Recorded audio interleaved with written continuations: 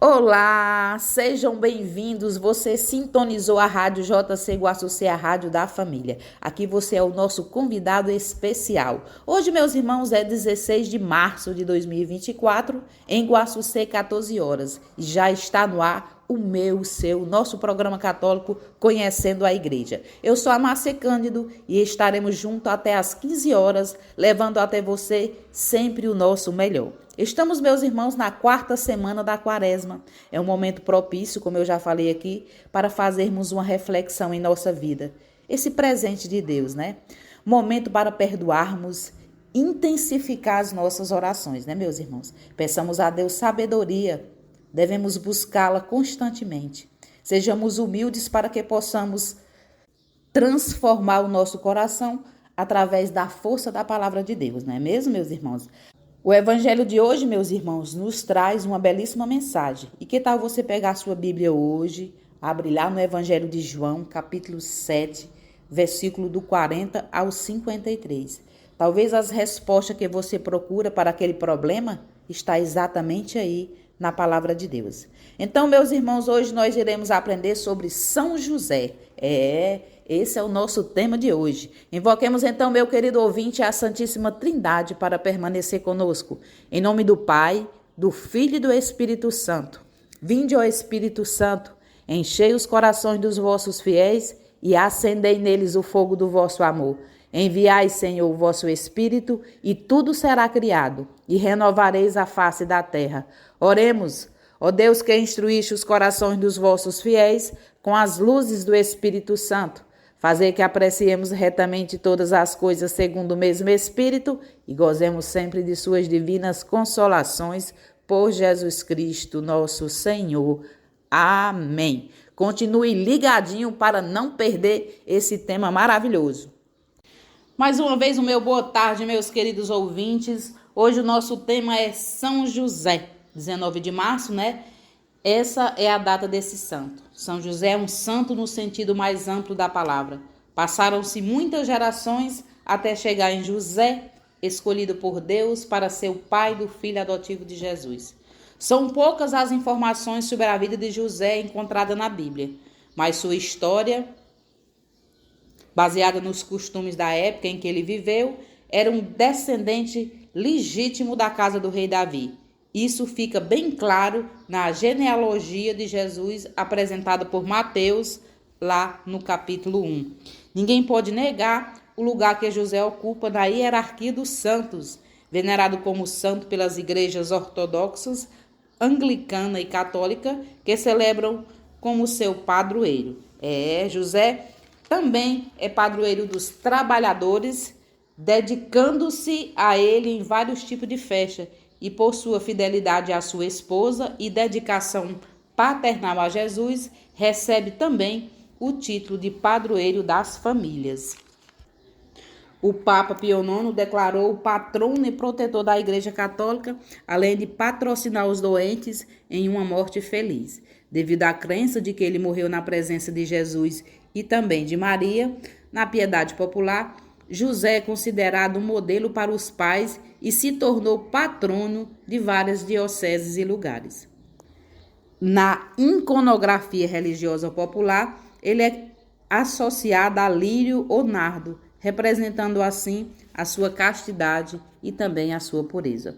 Com o crescimento da atual Mariologia, o campo teológico da Josefologia também cresceu e desde a década de 1950 foram formados centros para estudá-lo.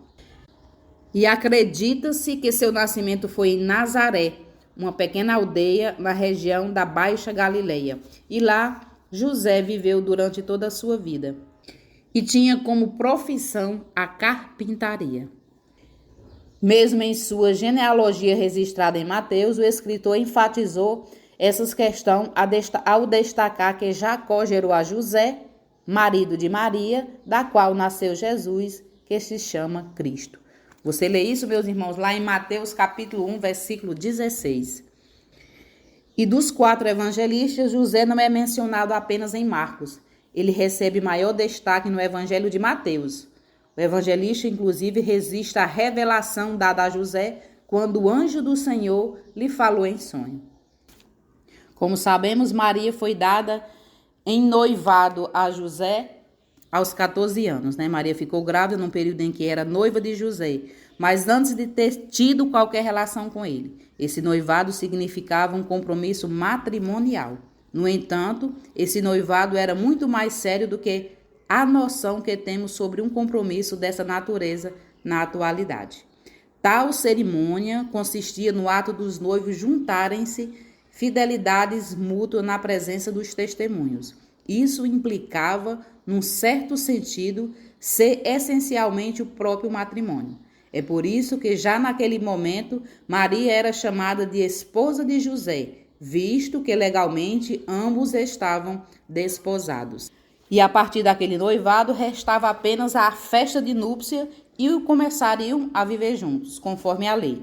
Uma mulher desposada que praticasse infidelidade deveria ser castigada com a morte. Você lerá no Deuteronômio, capítulo 22, do 23 ao 24. Maria recebeu então o anúncio do anjo Gabriel e aceitou. E Maria colocou diante do seu noivo uma maternidade que não podia ser explicada. José, então, resolveu deixá-la para evitar que Maria fosse exposta à vergonha pública. Um anjo, então, apareceu em sonho a José, dizendo: José, filho de Davi, não tenha medo de receber Maria como esposa, porque ela concebeu pela ação do Espírito Santo. Você procurando na Bíblia, você encontrará lá em Mateus, capítulo 1, versículo 20. E se observarmos, José foi chamado pelo anjo de filho de Davi, uma expressão também aplicada a Jesus em diversas vezes, em que nesse contexto significa explicitamente que José era o herdeiro legal de Davi. Conforme foi dito, a árvore genealógica descrita em Mateus deixa isso bem evidente. Diferente de Maria, que foi mãe biológica de Jesus, José não foi pai de Jesus no sentido físico, mas é válido saber que a sua paternidade legal também era importante, visto que, principalmente pela linhagem de José, um filho de Davi, o direito ao trono de Davi foi transmitido por Jesus. E também é interessante notar que o anjo do Senhor, assim como havia feito com Maria, deu ordem a José dizendo que o nome a ser dado ao menino seria Jesus. Você encontra lá em Mateus, capítulo 1, versículo 21. E assim como Maria, meus irmãos, José teve um papel importantíssimo nesse projeto de Deus. Foi na cidade de Nazaré, na Galileia, que ele, José, homem trabalhador, humilde, disse o seu sim, e cumpriu sua missão, que foi criar o Filho de Deus e também proteger sua mãe Maria. E é importante lembrar que José era um homem bom, justo e muito temente a Deus. Você pode ler isso lá em Lucas capítulo 1, versículo 6. Depois da revelação que teve, José assumiu Maria como sua esposa e desempenhou o papel de pai para o menino Jesus. Após o nascimento de Jesus em Belém, José o levou a Jerusalém para a purificação. Lucas capítulo 2, versículo 22. Depois, como chefe da família, José fugiu com ele para o Egito e sua mãe, a fim de escapar da perseguição invejosa de Herodes, conforme a instrução recebida do anjo do Senhor em Mateus capítulo 2, versículo do 13 ao 15. José, então, assumia aí o papel de guardião e protetor do menino e sua mãe, Quando voltou do Egito, José se estabeleceu novamente em Nazaré, onde Jesus foi criado e aprendeu sua profissão. Marcos capítulo 6, versículo 3. Anualmente, José levava sua família para Jerusalém por ocasião da celebração da Páscoa. Lucas capítulo 2, versículo do 41 ao 52. É difícil saber, meus irmãos, se José ainda estava vivo quando Jesus iniciou seu mistério público. Alguns estudiosos, baseados em João capítulo 6, versículo 42, sugerem que talvez ele ainda estivesse vivo, porém admitem que provavelmente ele tenha morrido durante esse período, visto que ele não é mencionado juntamente com Maria e os irmãos de Jesus em outras referências, como Mateus capítulo 12, versículo 46 a 50, ou Marcos 3, do 31 ao 35, e Lucas capítulo 8, versículo do 19 ao 21. A última participação de José é mencionada no Evangelho de Lucas, capítulo 2, do 41 ao 52, na festa anual em Jerusalém, quando Jesus tinha apenas 12 anos de idade. Como José não aparece também na crucificação, quando Jesus entregou sua mãe aos cuidados do apóstolo João, que nós vemos em João 19, 26 e 27, conclui que José já havia falecido. Bom, meus irmãos, faremos agora um pequeno intervalo, mas continue em sintonia. A gente volta já já.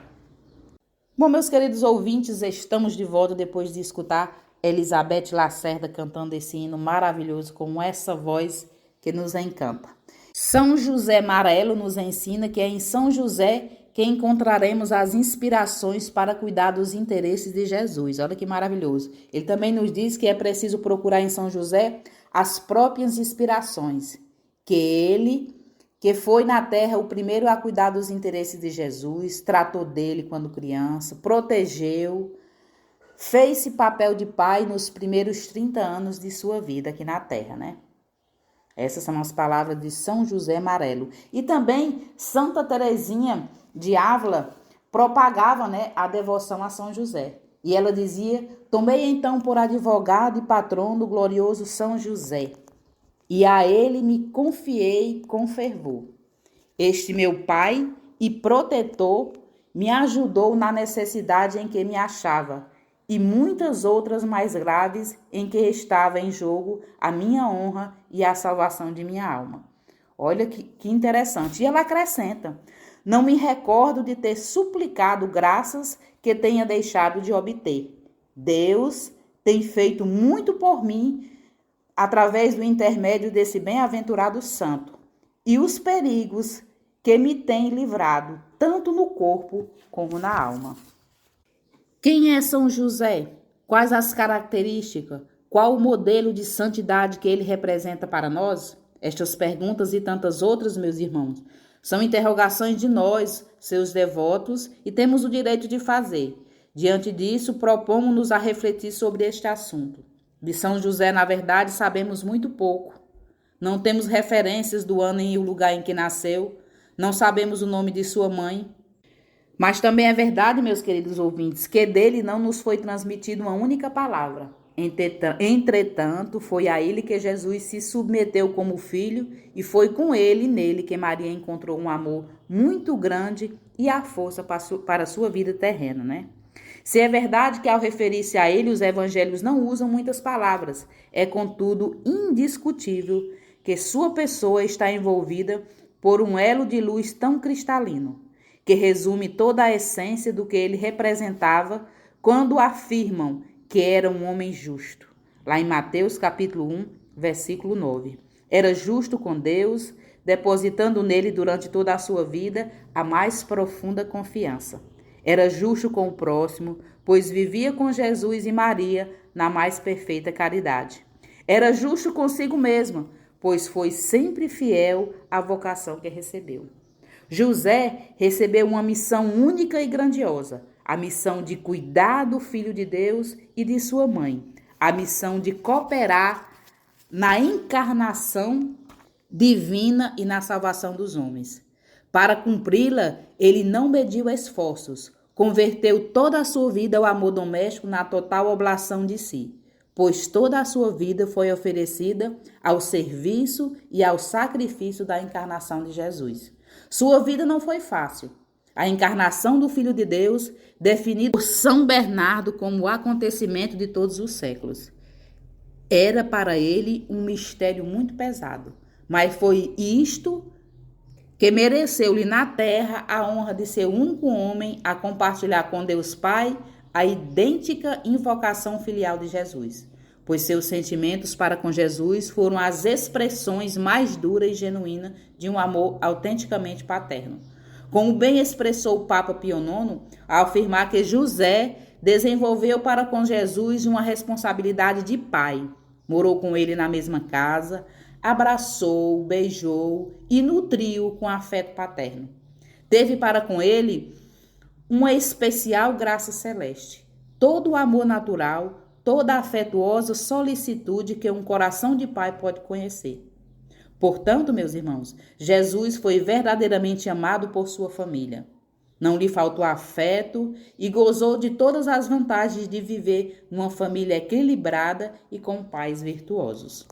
E porque José, juntamente com Maria, recebeu tão grande missão e desenvolveu com perfeição, a igreja não se cansa de confiar-lhe a vida espiritual de todos os seus filhos, considerando que a vida cristã de cada um de nós não é outra coisa senão buscar Jesus, reproduzi-lo em nossa vida com todos os seus sentimentos, e para isso São José foi e continua sendo um mestre formidável.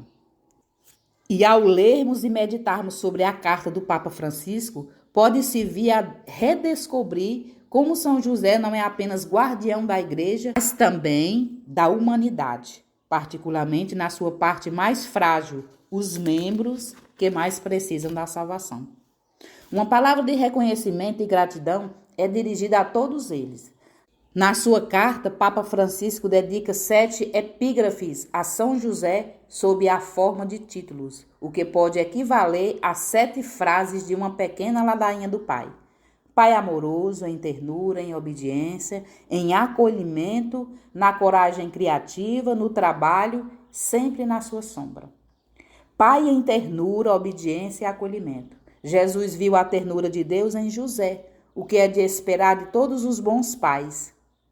José ensinou Jesus enquanto o protegia na sua fraqueza como criança, a ver Deus e a voltar-se para ele em oração. Também para nós é importante encontrar a misericórdia de Deus, especialmente no sacramento da reconciliação, tendo uma experiência de verdade e de ternura. Aí Deus nos acolhe e nos abraça, e nos sustenta e nos perdoa. José também ensina-nos que no meio das tempestades da vida, não devemos ter medo de dar a Deus o leme do nosso barco. E mesmo que os planos de Deus excedem as expectativas de José, ele não se resigna passivamente a eles. Agir com força. Dessa forma, ele dá-nos um exemplo e apoia-nos no acolhimento. Coragem criativa. A nossa vida não como ela é, mesmo com as suas partes contraditórias, inesperada e até decepcionante. Então Paulo dirá que todas as coisas trabalham juntas para o bem daqueles que amam a Deus. Romanos capítulo 8, versículo 28. Fácil supor que estes, aqueles que verdadeiramente amam a Deus, são os mesmos que traduzem esse amor em preocupação pelos outros. Na verdade, Papa Francisco escreve, dando outro toque muito pessoal. Gostaria de imaginar que Jesus tirou das atitudes de José o exemplo para a parábola do filho pródigo e do pai misericordioso. Lucas capítulo 15, versículo do 11 ao 32. O Papa Francisco salienta que acolher o que não escolhemos nas nossas vidas é agir com coragem criativa. São ocasiões que Deus usa para trazer à tona recursos em cada um de nós que nem sequer pensamos ter, especificamente José.